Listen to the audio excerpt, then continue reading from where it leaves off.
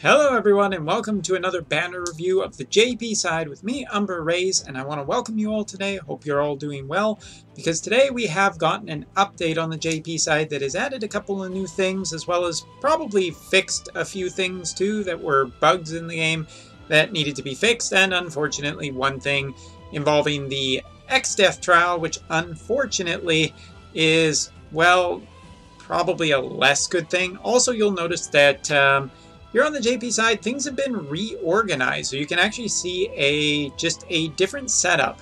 Gone are the stars. Now instead we have power difficulty ratings for trials instead of just, stars. So I guess this makes more sense, but yeah, there's been a few changes here on the JP side, and of course, the thing that we're here to talk about the most today is the Faceless event. Faceless, I don't know. For the rest of this review, I'm going to call her Faye. And that is not to be confused with Faye from Xenogears, but Faye from FFBE. Don't worry, it makes perfect sense.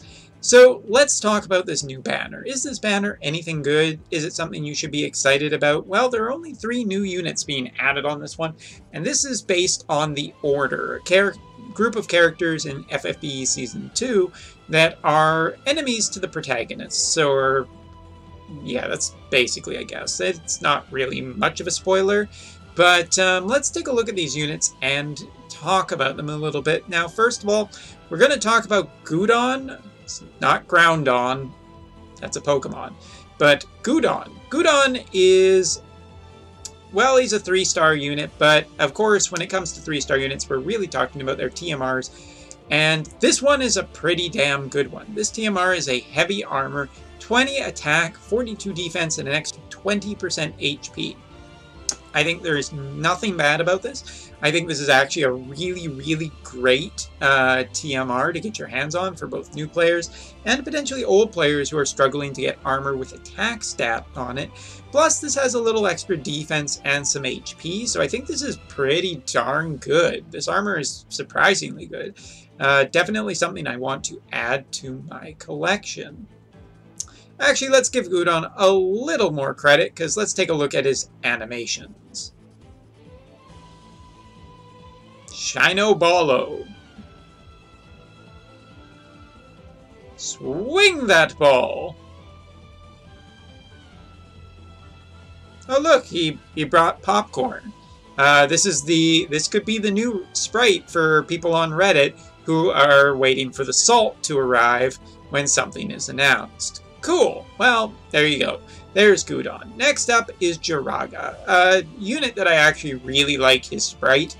But again, we have to talk about the TMR, and this TMR is, well, it's added to the collection of 4-star TMRs that are probably way too powerful, but are great for players who are not, spending a ton of money on this game and are not getting super TMRs. This is a materia, 30% attack, 40% extra attack when equipped with a spear. So basically with a spear, it's 70% attack up. Incredible. And the main reason that it's incredible is because on the JP side, if you beat the Lich trial, you get 190 attack spear. For the true dual wield meta, this feels almost essential. Pretty much every unit so far that is true dual wield can equip spears.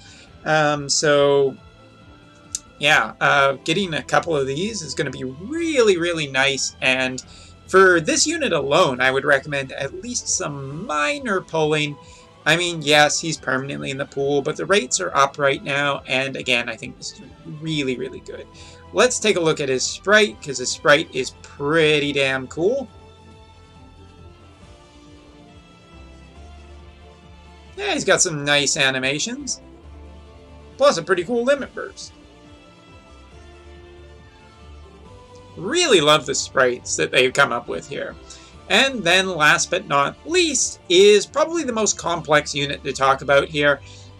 Let's talk about, actually it's Faceless? Faceless? Faceless? Faye. Faye. We're calling her Faye. I shouldn't get distracted. But taking a look at her sprite, see, she does have 2 guns, so she is a dual wield unit. Just for anybody who really wants to get, technical on stuff. It's a fantasy game. Don't worry about it.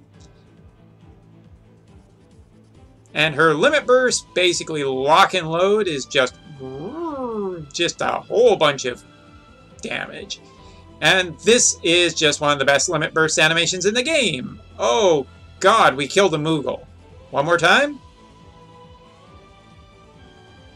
Yep, that Moogle is dead and gone. And dead. Aw, she's embracing the Moogle in her death animation. Props to the artists on this one. So let's talk about this girl. First of all, TMR is a 50 attack up with a gun and 25% true dual wield. Now, for anybody who doesn't like the 75%, I think this is great for gun users, especially because CG Lightning can also equip guns. So this is a good alternative to get 75% worth of stats out of it. I would say that this is really good. It reminds me a lot of, well, it is essentially Now's TMR, except more conditional. For gun users, so far there are some really good gun options, so this TMR seems fine. It seems fine. Super Trust Mastery, on the other hand, that's a limit burst game. There we are. Super Trust Mastery is a 174 attack gun that actually comes with equipped true dual wield, and this gives an extra 50%. Again, this just feels really nice. This is a gun version of CG Lightning's sword, Super TMR. So I think this is, again, a really, really nice Super TMR to get your hands on, given that CG Lightning can use this, or Faye here can use this, so both are particularly good. Now, limit burst wise, this is a pretty big limit burst to talk about. Maxed out, it is at level 7, a 345% physical attack. Well, that doesn't sound that good. Well, that's the AoE 43 hit part of it. A single target, one hit, 790% physical attack with a 50% ignore defense, self plus 200% buff for a whole bunch of her attacks for 4 turns. And this is the really important part. Her limit burst only costs 27 crystals, so it's pretty damn cheap. And if I was to compare Faye to anyone, very clearly it is a true dual wield Regina, I think, is the kind of the best comparison, because both of their kits rely on using abilities to power up other abilities to go for a big, massive attack. Now, her stats are nowhere near as powerful as Regina in terms of pots and passives.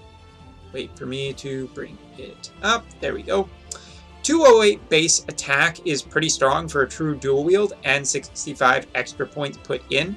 But it should be noted that with passive, she only reaches 764. To compare that to Regina, Regina has 813 with pots and passives, but has a much worse defense than Faye here.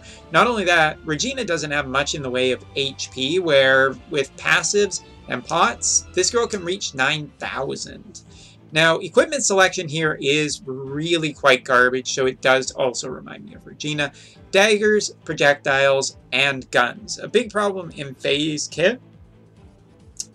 She does have natural dual wield in her kit, but it's only for guns, and that's a problem. Without essentially Prompto's TMR, or Super TMR, I mean, she is very limited in dual wield, but then again, she's limited in equipment anyway. It would have been much nicer if you could have at least equipped projectiles onto her as well as guns. I mean, I feel that's fair, but yeah, it's a little disappointing to see that part of her kit. Passive-wise, she has W casting of a lot of her abilities, 5% MP recovery per turn. She has blind, paralyze, and confuse resistance. More importantly, she does have the true dual wield ability that gives her her true dual wield bonus up, as well as the chaining option, which is pretty good.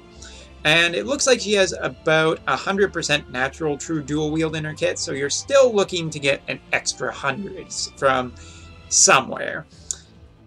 Other than that, passives and everything, bonuses up for her attacks. And this is where we get into the attacks that I want to talk about. Her kit is focused around the ice element in the same way that Bart's and Lightning have been focused on their own element.